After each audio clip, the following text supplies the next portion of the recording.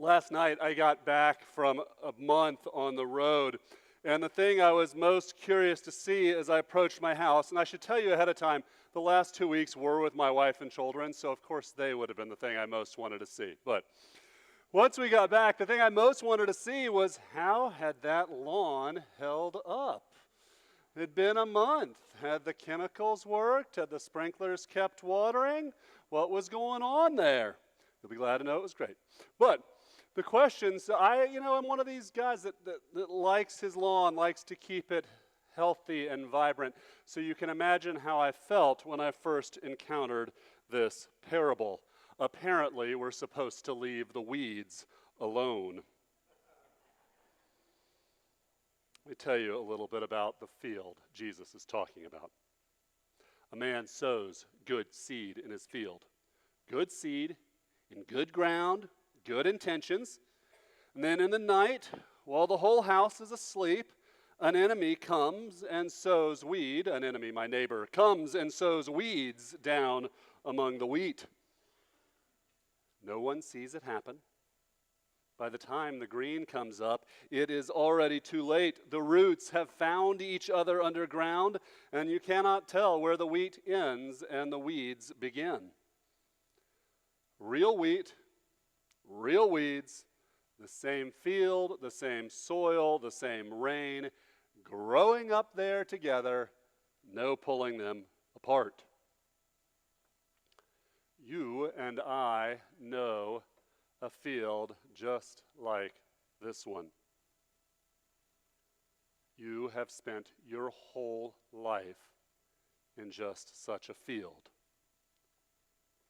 Good and evil don't always have tidy boundaries.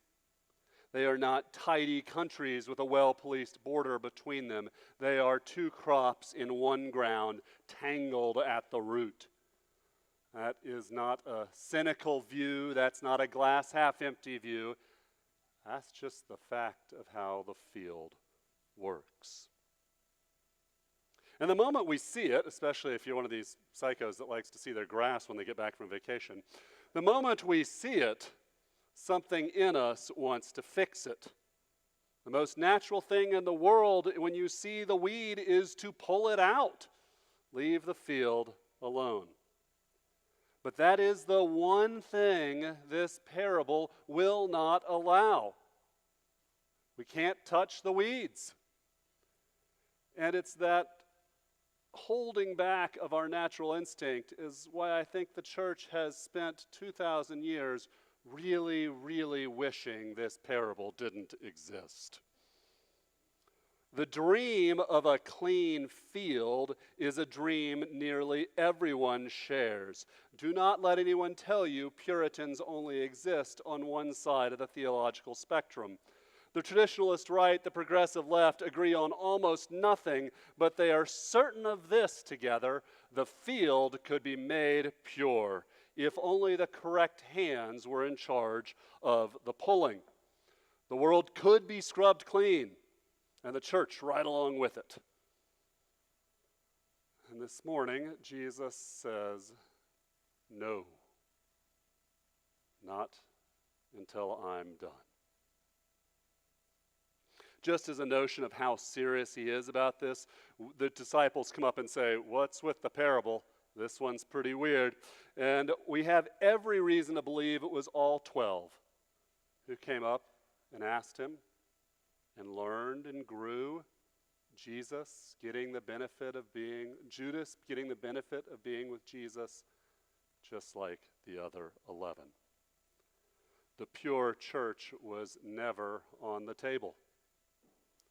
It wasn't on the table with Jesus himself.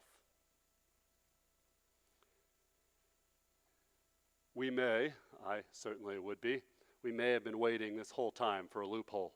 Surely there's a provision, a kind of extraordinary circumstances doctrine of the parable of the wheat and the weeds. The careful and the faithful and the well-meaning are allowed to go in and do a little quiet weeding if we're very careful and just go in and we take our time and only get the big ones. There's no loophole. Do you want us to go and gather them, the servants ask? Should we go get those big ones? And the answer comes back, no. Pull the weeds now. You tear up the wheat right along with them. The roots are all wound together. You don't get one without losing the other. So both are going to stay. Both are going to grow. And it gets worse.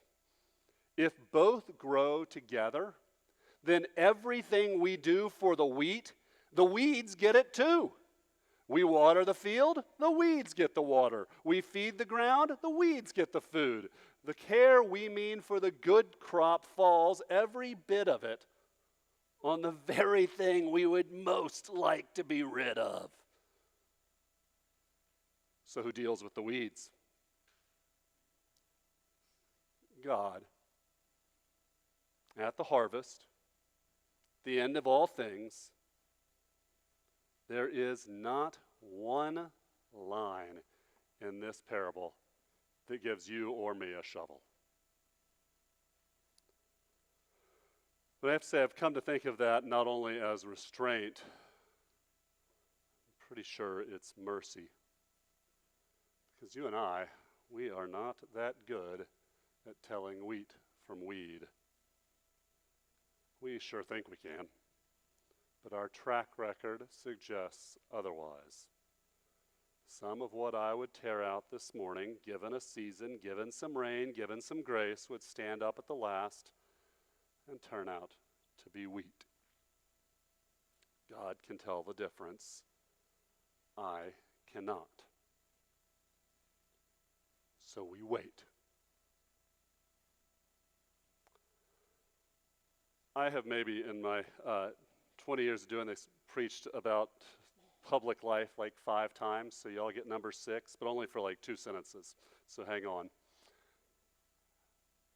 There is a tendency to believe from people in power to tell us that they can remove evil surgically. Go in, take out just the weeds, leave the wheat untouched. The parable says that's just never going to happen. If we go after the weeds, we're getting some of the wheat too. Not making a choice as to whether or not we ever go after the weeds. I'm just saying anyone that tells us that we don't get any wheat is just mistaken. But this isn't really about the big wide world. We can start right here in this room. St. David's is not pure wheat. If you are looking for a pure wheat parish, then you probably ought to step out, because this is not a pure place.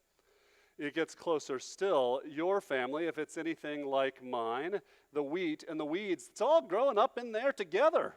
It's right around the kitchen table. It's at the family reunion. The people we would give up our life for, some of it has got some weed going on in there. And notice what the gospel asks of us. Not simply to put up with it, not simply to tolerate it. If we want good for the people we love, it turns out we have to water the whole field.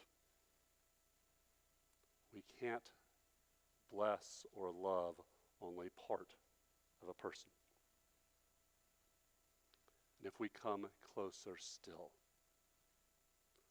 there's our own hearts. We fight our sins.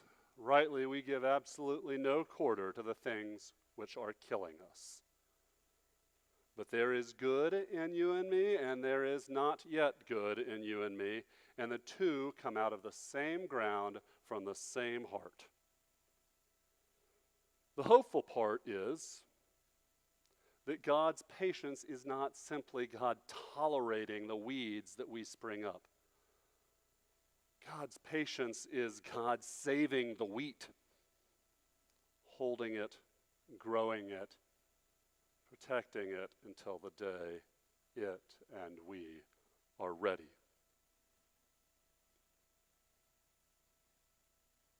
So this parable is for you.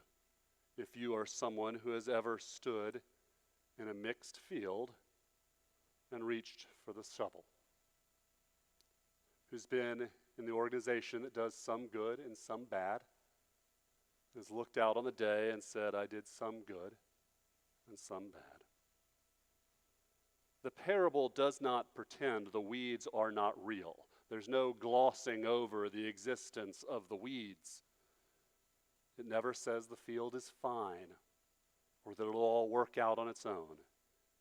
The parable just simply refuses to let us burn the whole thing down to get rid of some weeds.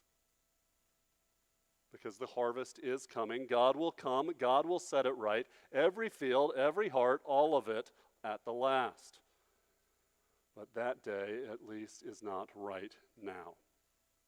Today, you and I get this messy field to labor in. And thank God for that. Because if He put the tools in our hands in the morning, if He let us start doing some well-meaning pulling, the wheat would come right up with the root. Yours would, mine would, the slow, quiet, improbable good that God has been growing in us all the time would be cut down and hauled off to the fire. God's patience is not God tolerating the mess and thinking it doesn't matter. God's patience is God saving us.